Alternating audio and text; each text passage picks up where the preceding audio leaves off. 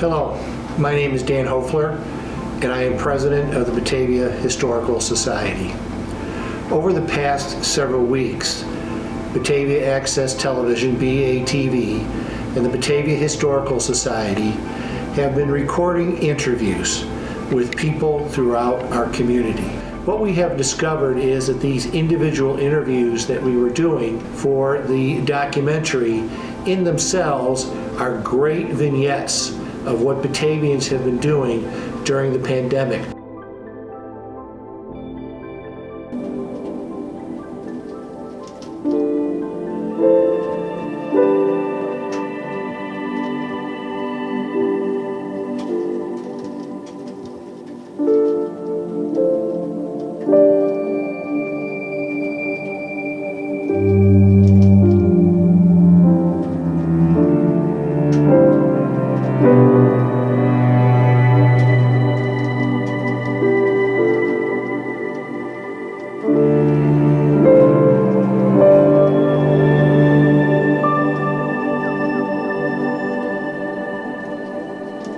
Jeffrey Schilke, Mayor of Batavia, now in his 40th year. Could you ever imagine in those 40 years prior to what started in February, March of this year, that our community would be confronted with the kind of issues that this pandemic has presented? I think from a historical perspective, nobody had quite written the history of how to deal with this. If something that's to happen 50, 100 years from now, somebody will be able to hopefully look at this, all this stuff you're putting together, and glean some understandings. Because there was no textbook you could go to refer to, there was no website you could go to. It was all kind of, well, here it is, how do we deal with it, or make it up as we go. We've taken a lot of precautions for the good, and the fact that we are the lowest in Kane County of the full-size cities to have the corona number, I'm very pleased about how well it's gone to this point in time. Now, I say that with some reservation because there's certainly no guarantee that that's going to remain the case. Going back to really when this whole thing started, Randy could probably attest to the same thing. The first time we came to the realization that this was going to be different than some of the other pandemic type scenarios that had gone on prior to the coronavirus pandemic, avian bird flu, swine flu, and those sorts of things, was sometime in, I believe, early March. There was a meeting called at the Elburn Fire Station of public safety officials, and it was the first time in my entire career where I had seen basically representatives from every police, fire, EMS, health provider agency, essentially throughout the entire county, was in the same room at the same time we were talking about this. It was in a way that I had never experienced before. There was very intense interest and scrutiny placed on what was going on, how it was going to unfold. There was concern about, some of the health agencies or medical providers being overrun and not having bed space and those sorts of things. We had an emergency meeting with a private entity, a corporate entity, regarding the possibility of placement of a coronavirus testing station up at one of the park outlots in one of our large commercial areas. We had to look at everything we were doing and scrutinize every kind of call for service response model, and we changed some of those. So many of the calls went from traditional law enforcement in contact responses to telephonic responses. And it's something we're continuing through this day because we're still somewhere in the middle of this whole thing. And so I see some of the things we did initially probably extended beyond the period of the pandemic. And we don't know when that's going to end at this point either. We run an ambulance out of both of our fire stations, and we're used to treating sick people, and so we take a fair amount of precautions right from the beginning, even before the pandemic. That's just our normal operating procedure kind of a thing. But as more information started coming across about how serious it was, how contagious it was and everything, it's changed our operations, it has. And we now go through a lot of what we call PPE, which is personal protective equipment. We go through a lot of that, our shields, our gloves, our gowns, our masks, and everything else like that. So that made a big difference in our department as far as trying to keep everybody safe. We also made some contingency plans should an infection go through my department and I lose a fair amount of personnel or something like that, we develop some contingency plans in order to be able to still survive if that happens in our department. Randy brings up a great point about PPE. That was something that was obviously a significant issue for us and the main focus of our administrative efforts at the beginning, and it continues on right now actually. Generally speaking, we hold a certain amount of personal protective equipment on hand, but not something that would sustain us over a large period of time, months or potentially a year or more. So there are plans at the local, state, and federal level. They call it the Strategic National Stockpile. At the federal level. So in an incident such as this, that this equipment or medicine or whatever it is supposed to cascade down through the layers of government to the people who are actually the first responders. I guess for lack of a better term, the tip of the spear.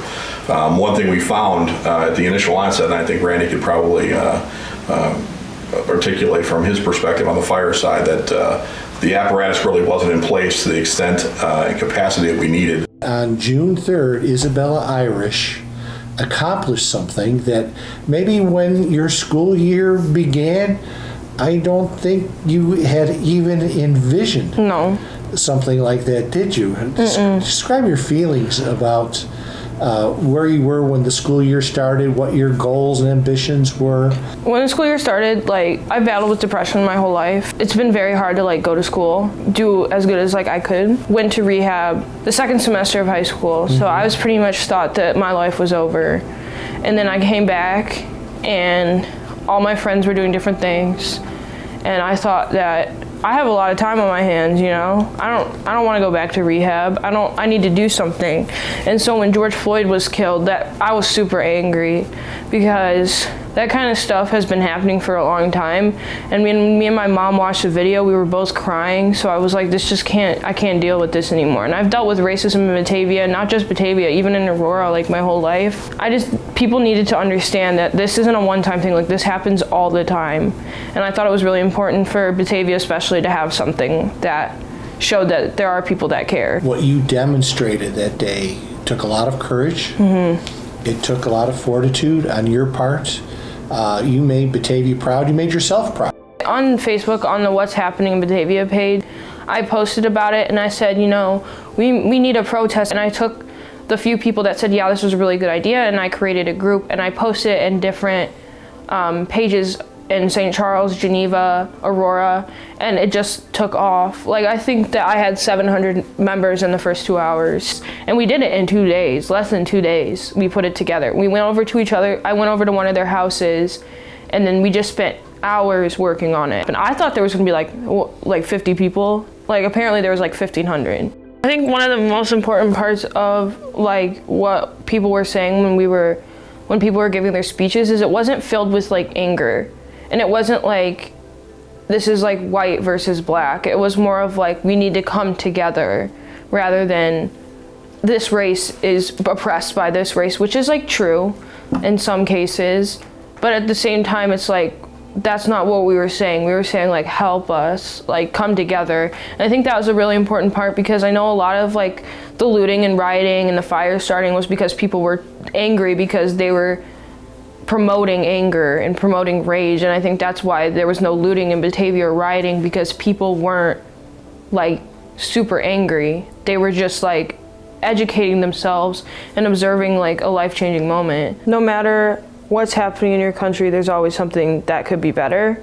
And if you really think that something is not right, then you should fight for it. Proud to be the reason that people move to Batavia. Even though our enrollment is declining lately, it really is because of the birth rates in Kane County. But when we look at from year to year, our grade levels are increasing slightly because people do move to Batavia. And if you ask the mayor, he'll tell you that when he surveys them, most of the people say they moved to Batavia because of the schools. And we take our job very seriously, and we try to personalize experiences for the students and the families and meet them where they're at to make sure that all students are able to learn and grow from wherever they're at their starting point. So that's something that's a big challenge for teachers to say, hey, you have 30 kids And it's not just a one-size-fits-all classroom. We really want you to try to figure out where each child is at and move them forward from there. And because of that, we became a one-to-one district about 7 years ago at some levels. One-to-one meaning every student has a device. And right now for grades 1 through 12, it is a Chromebook. And we were able to do that and help. There's a lot of productivity tools that the teachers are able to use, a lot of Google products like Google Docs and Google Classroom, where the kids are able to interact with each other, and they're actually forming deeper relationships with the teachers and their classmates through some of these collaborative tools. Even though they're face-to-face for part of their day, they can also collaborate, outside of the day using these tools. And so when we found out on March 16th or so that we're going to have to send all of our kids home, we told them to grab your Chromebooks, and we were able to just within a couple days turn everything around and switch to remote, which is, again, I don't want to brag, but it is a little bit ahead of the curve because the Board of Education, 7-8 years ago supported this and said, yeah, this is something that we see the vision for it. And so I'm very grateful that they did support that and we've been able to sustain it. So we know that your slogan right now, headed towards the opening of the school year, is Restore Batavia Public Schools. Yep. 101. Could you talk a little bit about the plans right now? I know there are 4 or 5. Right. The plan right now, before it changes in 5 minutes. There's a moving target. We take our lead from the Illinois State Board of Education, and everything they do is getting approved to reopen schools. Every plan that they put forward that we need to follow is approved by the Illinois Department of Public Health. And their guidance from the state board that they're getting approved is changing regularly. So we have to make some decisions. We're opening our doors 4 weeks from today. So today, the plan is that if a family is not comfortable returning in person, that they could choose to continue their remote learning. So that's a choice every family in Batavia has to make for their own for their own situation. And then the other option is to come back to school. What that looks like is still a little bit up in the air. The guidance from the state Department of Public Health and the CDC is keep students 6 feet apart whenever possible. 100% of the time when we're in the buildings, we're wearing masks. Do you like how I had that prop ready to go? So it will look different. Social distancing, we're going to have a whole new set of standards as far as teaching students healthy habits, and that's what we do. We educate. So we're really embracing this challenge of teaching people the new normal. The Batavia Library is one of the oldest public libraries. 2002, the new library building that everybody in town recognizes and knows and goes to was open and dedicated. It's about 54,000 square feet. Mm-hmm. Number of collections, books, DVDs, movies, CDs, magazine, e-books. Well over 200,000 items we check out. Over 200,000. Yeah, at our peak, when a new library opens, the numbers go up and up and up, and they sort of level off after time. We leveled off, we sort of hit our peak in 2012, 2013, in that era. We checked out over 800,000 items from the library. Our average foot traffic over the course of a year, the daily average was about 1,000. We've gone down a little bit since then. We're probably averaging more like in the 700-800 per day. Although I think if I was running a retail business, I would be absolutely delighted to have 700 or 800 people a day walk through my front door. Well, there certainly has been a negative effect from the COVID-19 crisis. Our first day closed was Sunday, March 15th. We had a lot of things planned for the spring and the summer and the fall coming up in terms of in-person live activities and performances. And pretty much all the in-person things were canceled. We converted some to online using YouTube and Zoom and Facebook Live to continue some activities and programs. We created an awful lot of new opportunities for people to interact with the library online, which was quite exciting. We suddenly were working from home. Frankly, a lot of our work is tied to the building because of the nature of it, but we made a remarkable transformation. It was not necessarily, the smoothest thing that ever came down the pike, but I have a great personnel complement that just made things happen, and we're very excited about that. Checking things out and checking things in. 30+% of our things that we checked out used to be through our self-check machines, which was great, but 100% of what we checked in was in the back. And so if we check out 700,000 items a year, that means they all get checked back in by staff members. Right. So that workload has, of course, went away for the longest time. The first week of June, our circulation services department came back and we started to accept returns again. Believe it or not, we estimated that when we closed, we had something like 27,000 items out in the community. Thousands and thousands of those items have been coming back with a little contactless drop-off at the front door, curbside returns. And we began curbside service for picking up materials that people requested. So now we reopened the ability to place holds on the collection, and we're pulling those items off the shelf, scheduling families or individuals to come and pick those up. And there are so many details. It's so much easier to close. It is so hard to reopen again. But we've extended due dates well out so that things would not come due for a long time. Suspended fines during this time. They'll come back eventually, but we'll be taking a very compassionate, lenient approach to that because we understand everybody's circumstances. 100 years from now, we'll have more information from 100 years ago, prior to now, than we will from now.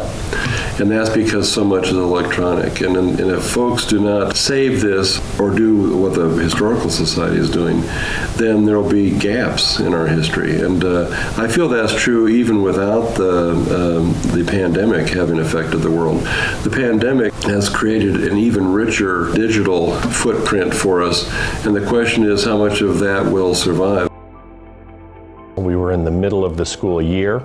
I believe we got word on a Thursday that we were going to be out for, we assumed 3 weeks to a month, so we had to switch over to e-learning. Our teachers did not go to school to learn how to do distance learning. Someday in posterity they're going to laugh that we were worried about being in a building and not in our houses learning. But that was a big transition to try and figure out platforms to use, what was going to be available. That was ever changing in the tech world as Zoom, for example, suddenly started to give free accounts to schools and things. So that was the biggest transition, was transitioning to e-learning, which I think our team did a really good job. We actually gained a number of students going into this year because of the way they handled that. Which we were pretty happy with. On the worship side, it was very similar. We do a live stream anyway. Our 8 o'clock service on Sunday morning was on Facebook Live, but very low budget, essentially an iPad in the balcony. We went about as long as we could, which was another 2 weeks, I think, with public worship, but we watched it dwindle from the week before COVID. I think we had 550 people in worship. The week the thing started to shut down, we had about 250. The last week, I think we had 75 people show up, and we said, people are voting with their feet and staying home. So then we made the decision, and interestingly, in the church conversation with larger churches was a debate about whether you, Sunday morning, for example, 8 o'clock, do you just do a whole service all at once and live stream it? Or do you shoot it earlier and add some production value to it? We got a lot of resources sort of thrown at us for Holy Week. From the diocese, telling us from a couple of the Episcopal seminaries of how to help people do Holy Week at home, especially like Maundy Thursday or Good Friday, and even the Vigil of Easter. So I made some of that available and then adapted some of it. But I mean, we at the, in the rectory, the chapel and the rectory, we did all of the, we did the services with, massive adaptations. And it was all on Zoom for anybody that wanted to be on. And then anyway, we record it and edit, and then it goes on. Part of what's been interesting is in transitioning everything to online. So we do online worship, online Sunday school, we did online vacation Bible school, online school classes. Is one, we're starting to see that screen fatigue. People are tired of seeing things online. And so I don't know how much further out that can go. We're already sort of hitting that point of diminishing returns. So that's been a challenge, but from a minister's perspective, ministry is challenging on the best of days. And you would think that it would be easier because we can't be with a lot of people. We can't be at a lot of meetings, and some of the things that would normally be a part of our routine have all moved online. And everyone I know has found it absolutely exhausting. To be on Zoom for a council meeting and then a Bible study and then shooting a worship service later that day or the next day. We're constantly online, and just producing all of that is exhausting as a minister. Trying to care for people virtually is really, really hard. But we knew that the city government was going to have a critical role in the response to COVID-19, whether it was responding to the needs of our citizen residents, whether it was responding to the needs of our business community, who also were put into unprecedented circumstances. But one thing that everyone knows is true about Batavia, not just the city government, but all of the different organizations in town and the residents, is we meet a challenge together. What I saw from the very beginning of this crisis were innumerable examples of people rising to the occasion and being there for whoever in this community was put in need because of COVID. Some examples of that: Chamber of Commerce and the Main Street organization came to the city and said, let's meet on a weekly basis and talk about what effects we're seeing in our business community and develop whatever kind of programs that we can to assist folks. The other thing that we did was the city purchased stock of 28,000 masks. And that way we can deploy those masks in ways to assist our community. We've done a mask giveaway. The first hour was for seniors, and we had a number of folks come and pick those up. They're being distributed to the seniors that we call who say that they need them once a week.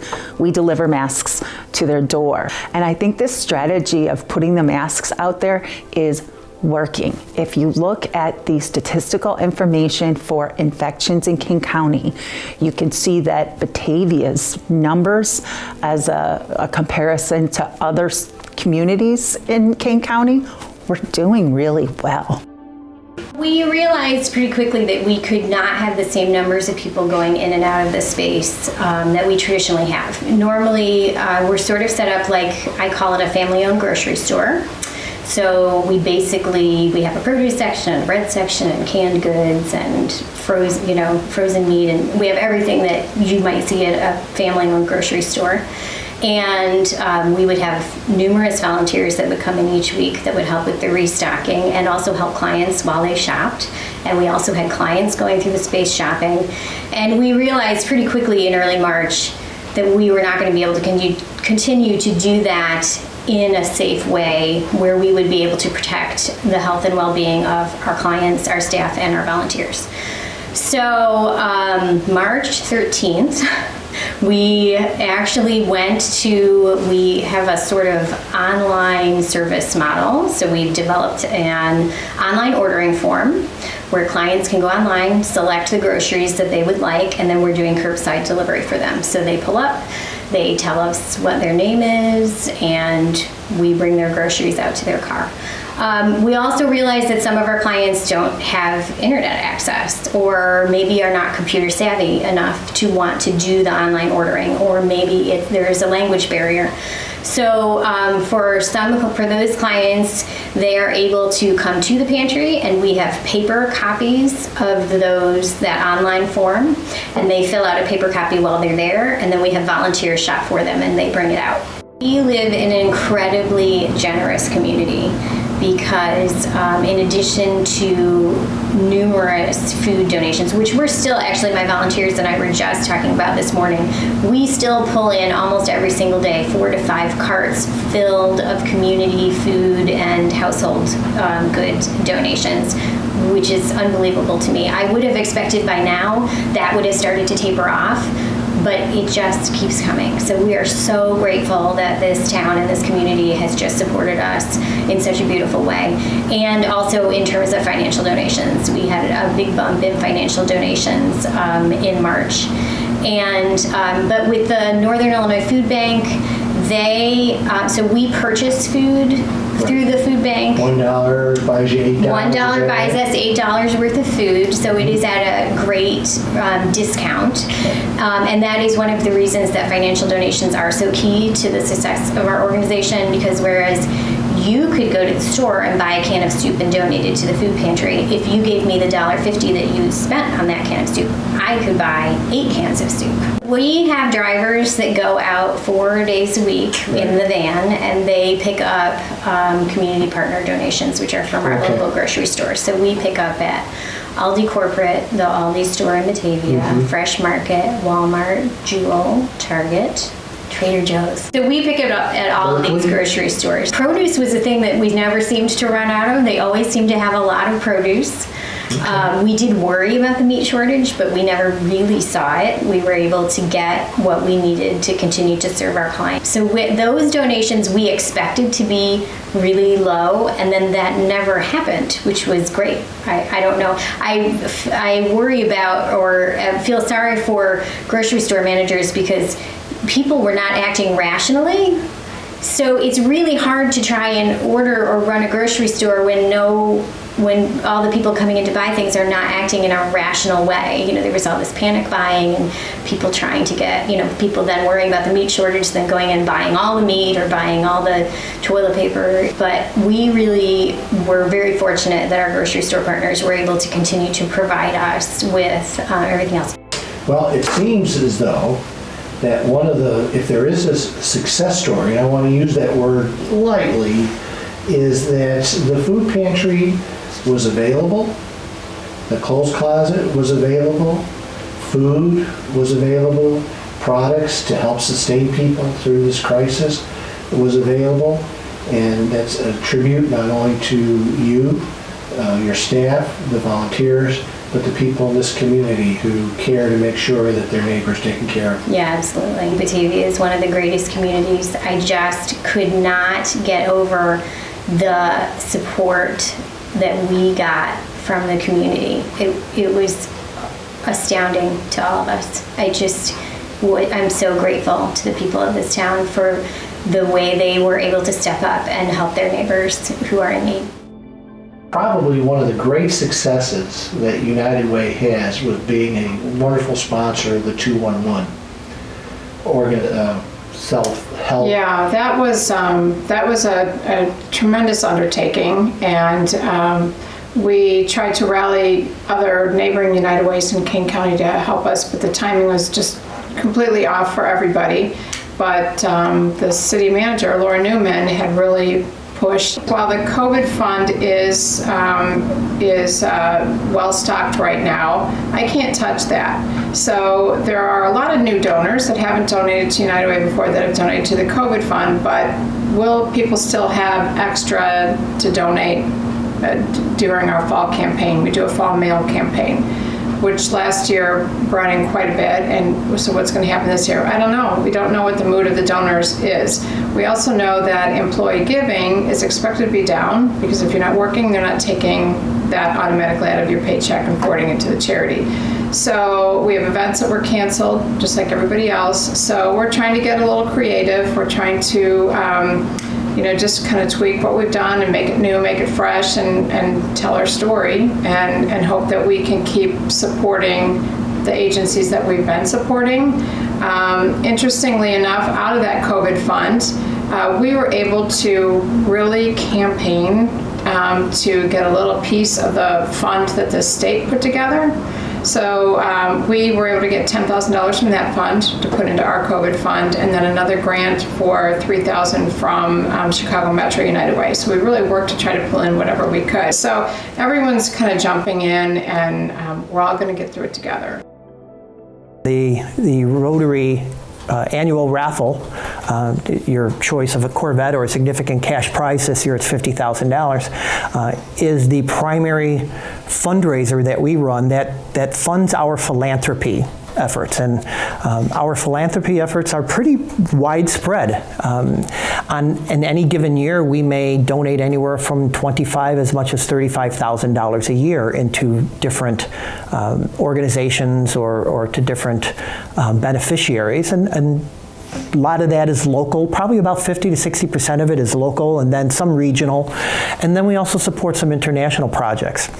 And we were pretty much doing that throughout our year. Our year runs from July 1st through July 30th. And so we were entering the final quarter of our current fiscal year when the COVID pandemic hit. And we had to make some very quick decisions. And they're decisions we think were the right ones, but there also was a downside, and I'll talk a little bit about that.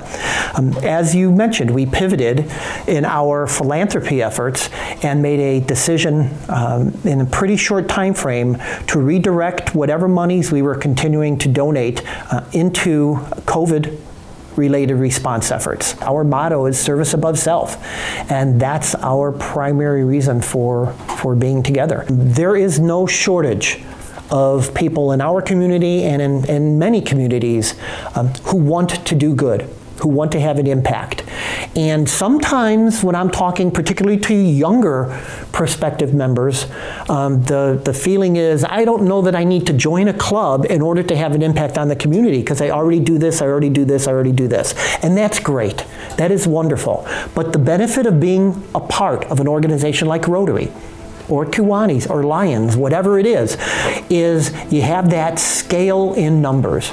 You have the ability to make a larger impact. You have the ability to become part of something that's larger than yourself. So you have that drive, you have that motivation to do something good, and that's wonderful. In Rotary, we like to say, bring that to us, and together we do something great. Our mission is to help families who are homeless or on free and reduced lunch. Those are the families that we help. And it started out helping with those minor things like school supplies and clothes. But we have found that it's a much larger problem that involves the parents and the whole family. So we just grew and grew. And if a teacher or an administrator or a secretary or a counselor or a social worker or a coach approaches us with a need, we will help. You know, Chip-In pays for a mentor program at all the Title I elementary schools for after school. And again, I don't know if that'll happen this year, where high school students mentor the kids. Right. But we have to pay the staff to be there. Chip-In pays for that. You know, so there's 4 schools, 20 kids at each, and they do it once a week. So we pay for that. There's a social emotional program Melinda might have talked to you about, because Chip-In and United Way pay for that. And that helps, I think, 25 kids at the high school and then maybe 25 or 30 at the middle school. There's some at the elementary school where they get personalized therapy. I think that's going to be a big one because of the pandemic. The kids that do go to school are going to be nervous and upset. The kids that are staying home are going to be sad. I'm not sure how the programs will be adjusted or changed. Like at the high school, we supply them with fidgets and coloring books for kids in the morning because so many come in nervous. So I have a whole box of coloring books ready to give to them. Will they need them this year? I don't know. So there's so many needs. We have not had to do fundraisers in a few years. That's nice. Some people do them for us. Okay. But I have to say we have not organized one in several years because of this amazing community who, you know, individuals, businesses, churches, it's amazing. We worked with United Way. We've been delivering groceries to senior homes and people that live at River Rain and other senior housing complexes in Batavia, Windmill Manor. And I would say we've averaged probably 10 to 20 seniors per month over the last 4 or 5 months probably more than that. Like for instance, this week we're going to deliver to 5 senior homes this Friday, bags of groceries that the United Way has collected from the community, and then we have volunteer drivers that take them and deliver them. Before the pandemic even happened, I said to multiple people when we'd start talking about the nonprofit community in Batavia, how fortunate the residents of Batavia really are. They have so many different resources throughout the community. You know, it's been challenging, and obviously it will continue to be that way, obviously until we get a vaccine. Although we're kind of a low-key organization, it's really important to those people that we provide that service. Allison Niamella has worked with the Batavia Park District for over 20 years. There's no better job description than enriching the quality of life for residents. So pause and pivot is the theme of the Batavia Park District these days. And we were full force, as you mentioned, in our spring programming. All of our affiliate organizations that we work so closely with, baseball, soccer, in the midst of the spring season, our New Horizons preschool, just getting ready to wrap up the school year, our enrichment program, kids club before and after school care. Our dance recital was just on the cusp of breaking out at the BFAC. We ended up shutting down our facilities March 19th. One thing that was very important to me prior to shutting down the facilities was making sure that all staff had the appropriate technology to bring into their private homes so they could telework. We did surveys. We did outreach with our most frequent users, and we found out that exercise was something that people were really concerned about, mentally and physically. And so Kathy Friedland, who's a godsend, who's been with the Park District for over 30 years, we created a platform for her to offer Zoom classes. That was the beginning of what I worked on with staff as a new virtual recreation center for Batavia. We were actually, during the pandemic, able to move forward with many capital projects. Right now, the Eastside Community Center is experiencing a facelift. It's having brand new flooring and electrical infrastructure. So these are all things that we budgeted for. And because right now, this is a perfect time to go out to bid for construction projects, everything is coming in way under budget. These days, all of us as civic leaders are fortune tellers. We're trying to predict the future, and which is very difficult because we're used to planning for the future, but not necessarily predicting it. And these days, we're really trying our best to be strategic and analytical, but yet realistic and conservative during these times. So with the recreation team were able to stretch their imaginations and do things they hadn't done before, such as do-it-yourself programming. And then they offered subscription boxes. We even did wellness calls for seniors. Amber Foster? Yes. You serve as the curator of the Batavia Depot Museum. We are living in historic times, for sure, with the climate, whether it be political or dealing with the pandemic. So I think it's, during historic moments, it's vital to record the historical records so we can look back and learn lessons and be taught by the things that they did or didn't do during that time.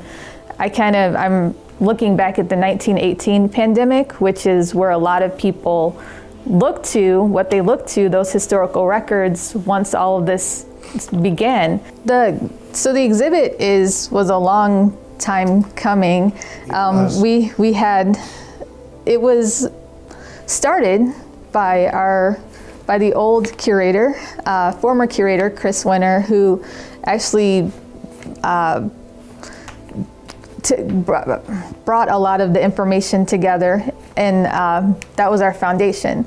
The information that we gathered from them and from different books that had been made in Batavia. So the idea of the exhibit was to uplift the Batavia community.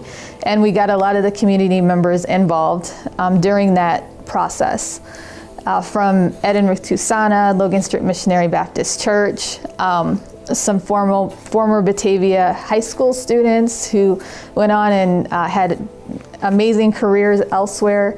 So we were able to bring everyone together to uplift the community, and that was before any of all what has recently happened and the climate happened. So it's a really relevant and timely exhibit at this point, and what we're wanting to do is further develop it and continue the conversation and keep that momentum going. And as you said, in the past 4 months, it's kind of brought everything to a halt at the moment, but we are regaining that momentum and bringing in the Batavia Diversity Initiative, and they're going to come and help to further develop and further bring new ideas so that we can, like I said, continue the conversation and have more exhibits and collecting to kind of tell a larger story about the Batavia community. The Chamber is a valuable resource for any community, and like you said, we have had exponential growth. When we are a membership-based organization, so our members do pay a fee to be part of our organization. However, during this pandemic, we knew that so many businesses in our area, in our community, were impacted that we opened our doors and helped as many as we can. We helped members and non-members. We immediately, when we felt the effects of the pandemic, reached out and called each and every one of our members to see how they were doing and to get a feeling of what they needed. Definitely anxiety across the board, and we knew that the Chamber had a role to step up and help. Like you mentioned, we are advocates, so knowing that our businesses needed help, we reached out to our federal, state, and local leaders to voice what our businesses need. Through the Chamber network or also government? Both. We did both, yes, definitely. First of all, we were, through the U.S. Chamber and the Illinois State Chamber, we were given the directives, especially the state level, the governor's directives on the shelter in place and the essential versus non-essential businesses and what was going to be allowed during the lockdown. So we were really giving out those directives to businesses that were confused and not knowing how they were going to operate. So we conducted webinars with state and local leaders to inform our businesses of what the restrictions and guidelines were. We also knew from our businesses being shut down for as long as they were that they definitely needed funding. So we worked with the federal, state, and local leaders to create funding programs for our local businesses and provide them the information. So we had webinars conducted with the U.S. Chamber or state and federal legislators or the Department of Chamber and Economic Opportunity or the local Small Business Development Center on ways that businesses can find aid. Let's say we do find that vaccine and things begin to get better. What do you think a year from now might look like in 2021? Any thoughts about that? Hard to predict, right? It is hard to predict. Yeah. It is hard to predict, but I think we will definitely have a sense of pride on how Batavia weathered this storm, how we came together, how we provided support. Initially, when the closures began, I think everybody was under the impression that this would be short-term. Yeah, the governor's order was short-term. Let's see how it goes. And there were a lot of businesses that were like, we can hold on for a couple of weeks, right? We can make it to April, we'll be okay. And it became clear very quickly that that was not going to be the case. And I wish I could take all the credit, but I can't. I had a tremendous staff and great cooperation from the city and from the Chamber of Commerce. But what we wanted to do was remind people that while the doors are closed of a lot of our businesses, many of them were still operating in whatever capacity they could to continue to serve the needs of the communities. So drive-throughs were open.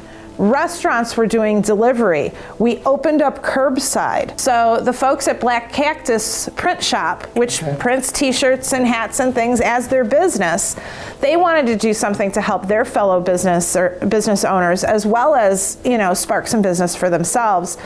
We wanted to do a t-shirt campaign to raise money and awareness for our local businesses. So it was really a good project. Everybody benefited.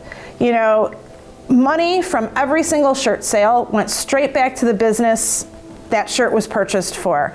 Then people walk around and promote that business wearing their support on their sleeve, as we say.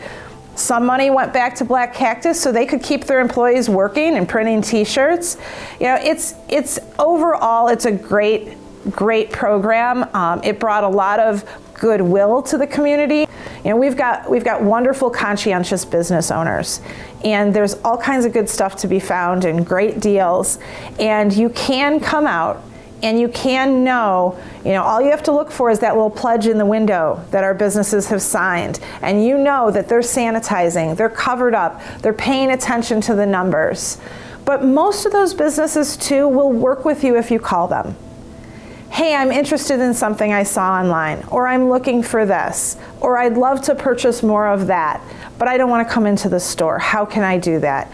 And I guarantee you, almost everybody is going to work with you. So just take that step, frequent your businesses, support your community, because when they do come up with a vaccine, a shot in the arm for everybody, that's going to be a shot in the arm for our business community. And we want as many businesses still in those storefronts as possible.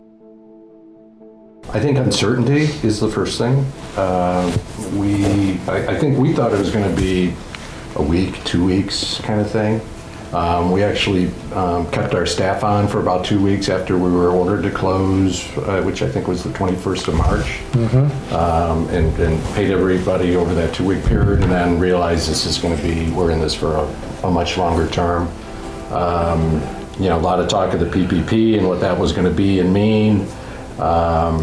And we made what at the time was a hard decision, and that was to furlough all of our employees, since we were closed. Really not allowed to be open at all. And so we got through that. We got through a relatively painful PPP process, but did get that loan. And I will say in hindsight that it did for us what it was meant to do. We've tried really hard. The state of Illinois tried to give haircutters guidelines, which was nice, but it was going up to the last minute. No one really knew. But I've been very fortunate. My wife's made a lot of masks for us, which I really appreciate. It just reminds me of cutting older people's hair when they would talk about living in the Depression and everybody would pitch in. And we give masks to anybody who needs a mask that comes into our shop. And we call it the Safe Six in our shop, that we just practice Safe Six. Everybody's got to stay 6 feet away.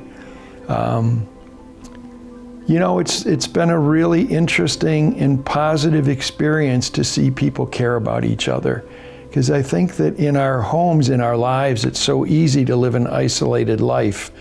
You can work at home now, you can bank at home, you can do your grocery shopping at home, and you don't interact with other people. You know there are people out there, but you don't see their smile, especially in today's masked society. You don't see their smiles, no one's touching you.